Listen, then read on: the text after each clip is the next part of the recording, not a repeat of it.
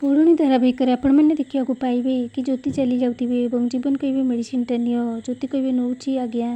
ଜୀବନ କହିବେ ହଁ ଘରେ ଡାକ୍ତର ଅଛନ୍ତି, ସେ ଚେକଅପ୍ କରିନେବେ, କାଳେ ଆଉ କିଛି ଦରକାର ପଡ଼ିପାରେ। ଜ୍ୟୋତି କହିବେ ନାଇଁ ହେ, ମୋତେ ଆଉ କିଏ ଛୁଇଁଲେ ଭଲ ଲାଗେ ନାହିଁ ହେ। ମାନେ କ'ଣ ହେ, ସେ ଡାକ୍ତର ମୋତେ ଜମା ଭଲ ନାହିଁ ଲାଗିବାର, ଭାରି ତେଢ଼ା ଲାଗେ ହେ। ଜୀବନ କହିବେ ହଁ ଏକଦମ ଠିକ୍ କଥା କହିଛ, ତମେ ସେ ମୋତେ ବି ତେଢ଼ା ଲାଗେ। ହେଲେ ସମସ୍ୟା ହେଉଛି ଖଣ୍ଡିଆଟା ଯଦି ଇନଫେକ୍ସନ୍ ହୋଇଯାଏ, ଗୋଟେ କାମ କର ମୋତେ ଦିଅ, ମୁଁ ଲଗେଇ ଦେଉଛି, ଦିଅ ହାତ ଦେଖାଅ, କହି ମେଡ଼ିସିନ ଲଗେଇଦେବେ। ବାସ୍ ହୋଇଗଲା, ଏବେ ତମ ଖଣ୍ଡିଆଟା ଶୁଖିଯିବ। ଜ୍ୟୋତି କହିବେ ଆଉ ଯେଉଁ ଖଣ୍ଡିଆଟା ହୃଦୟରେ ହେଇଛି ତା କଥା। ଜୀବନ କହିବେ କ'ଣ କହିଲ, କିଛି ବୁଝିହେଲାନି। ଜ୍ୟୋତି ସେଠୁ ଚାଲିଯିବେ। ଜୀବନ କହିବେ କିଏ ଏଇ ଝିଅ। ତାପରେ ମାନସୀ ନିଜ ରୁମ୍ରେ ଶାଢ଼ୀ ଦେଖୁଥିବେ, ଆଉ କହିବେ ଶାଢ଼ୀ କେଉଁ ଶାଢ଼ୀ ପିନ୍ଧିଲେ ଜୀବନ ବାବୁଙ୍କୁ ଭଲ ଲାଗିବ। ଏଇଟା ନାଇଁ ନାଇଁ ଏଇଟା ଟିକେ ଫିକା ହୋଇଯିବ, କହି ଏମିତି ଶାଢ଼ୀ ବାଛୁଥିବେ। ତାପରେ ସେତିକିବେଳେ ମହୁମାଛିମାନେ ଘର ଭିତରକୁ ପଶି ଆସିବେ। ଆଉ ମାନସୀ ସ୍ପ୍ରେ ମାରିବାକୁ ଲାଗିବେ। ଆଉ ମାଛି ଗୁଡ଼ାକ ଯାଉନଥିବେ। ଅଂଶ ସେତିକିବେଳେ ଆସି କହିବେ କିଛି ନ କଲେ ଏମିତି ସବୁଦିନ ମାଛି ମାରୁଥିବ, ଏଇଟା ମେସିନ୍, ଗୋଟେ ବୋଟଲ ଭର୍ତ୍ତି କରି ସୁଇଚ୍ ଅନ୍ କଲେ ମୁଁ କାହାରିକୁ ବି ମାରିପାରେ। ମାନସୀ ଡରିଯାଇ କହିବେ ତାହେଲେ ମୋତେ। ଅଂଶ କହିବେ ରିଲାକ୍ସ ମାନସୀ ରିଲାକ୍ସ। ତାପରେ ମାନସୀ କହିବେ ତାହେଲେ ତମେ ଜୀବନ ବାବୁଙ୍କୁ ମାରିବାକୁ ନୁହେଁ ତ। ଅଂଶ କହିବେ ଜୀବନ ନୁହେଁ, ଯେଉଁ ଲୋକମାନେ ମୋ ମାଆକୁ ଅପମାନ କରିଛନ୍ତି ସେଇମାନଙ୍କୁ। ଜୀବନକୁ ମୁଁ ମାରିବିନି, ତାର ମାନ ସମ୍ମାନ ସମ୍ପତ୍ତି ସବୁ କିଛି ଛଡ଼େଇ ନେବି। ଏପଟେ ଦେଖିବେ କି ଡାଇନିଂ ଉପରେ ସମସ୍ତେ ଚା ପିଉଥିବେ। ତାପରେ ଜୀବନ କହିବେ ଜେଜେମା ତମେ ଠିକ୍ କଥା କହୁଥିଲ, ଏଇ ଲକ୍ଷ୍ମୀ ନା ପାଗଳି ହେଇଯାଇଛନ୍ତି, ତାଙ୍କୁ କୁହ ସେ ଓଢ଼ଣା ଉପରକୁ ଉଠେଇବାକୁ। ଏ କି ପ୍ରକାର ଚିନ୍ତାଧାରା।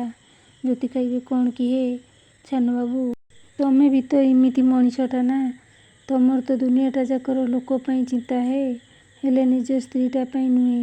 ତମେ ବି ତ ସମାନ ଏମିତି କିଛି ନିଜ ସ୍ତ୍ରୀଟାକୁ ବାହାର କରି ଦେଇଛ ହେ। ସନ୍ଧ୍ୟା କହିବେ ସ୍ୱାମୀମାନଙ୍କ ମନରେ କ'ଣ ଚାଲିଥାଏ, ତାଙ୍କ ମନରେ କି ରହସ୍ୟ ସେମାନେ ଲୁଚେଇକି ରଖିଥାନ୍ତି, ସେ କଥା କେହି ବି କହିପାରିବେନି। ଜୀବନ ଚା କେଟିଲ୍ ନେଉଥିଲା ବେଳେ ଜ୍ୟୋତି କହିବେ ଆରେ ଆରେ ରୁହ, ମରିବ ନା କ'ଣ ହେ, କିସଟା ପାଇଁ ସେଗୁଡ଼ା ପିଉଛ ହେ, ସେଥିରେ ଚିନି ପଡ଼ିଛି, ମୁଁ ତମ ପାଇଁ ସୁଗାର ଫ୍ରି ପକେଇ ଚା କରିଛି ହେ। ଜୀବନ କହିବେ ତମେ କେମିତି ଜାଣିଲ ମୋର ସୁଗାର ଅଛି ବୋଲି।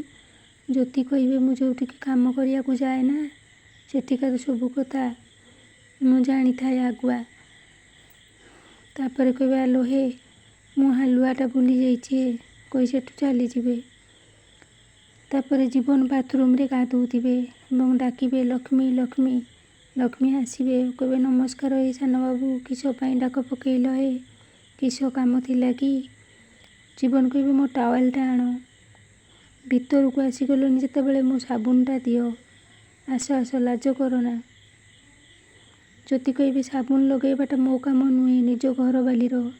ଜୀବନ କହିବେ ବେଶୀ ପାଟି କରନା, ତମେ ବି ଘର କାମ ପାଇଁ ଆସିଛ ତ ଆସିକି ସାବୁନଟା ଲଗେଇ ଦିଅ। ତମ ହାତ କେତେ ନରମ ମୋ ସ୍ତ୍ରୀ ଜ୍ୟୋତି ଜାଣିଛ ନା, ଯିଏ ନିଜ ଇଚ୍ଛାରେ ଘରୁ ଚାଲି ଯାଇଛନ୍ତି, ମୁଁ ତାଙ୍କୁ ବାହାର କରିନି। ତାଙ୍କ ହାତ ବହୁତ ଟାଣ ଆଉ ଶୁଖିଲା। ତମେ ଯେତେବେଳେ ପାଖକୁ ଆସ ନା ମୋ ମନଟା ଲୋଭେଇଯାଏ।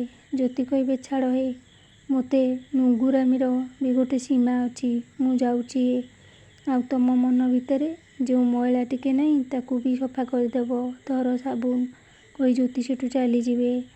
ତ ହଁ ଦର୍ଶକ ବନ୍ଧୁ, ସତରେ କ'ଣ ଜ୍ୟୋତି ଧରା ପଡ଼ିଯିବେ କି ସେ ନିଜେ ଜ୍ୟୋତି ବୋଲି, କାରଣ ଜୀବନ ଜାଣିସାରିଛନ୍ତି ଯେ ସେ ଜ୍ୟୋତି ବୋଲି। ତ ଆପଣଙ୍କ ପ୍ରିୟ ଧାରାବାହିକରେ ଆଗକୁ କ'ଣ ହେବ ଜାଣିବା ପାଇଁ ହେଲେ ଭିଡ଼ିଓଟିକୁ ଲାଇକ୍ ସେୟାର ଆଉ ସବସ୍କ୍ରାଇବ୍ କରିବେ।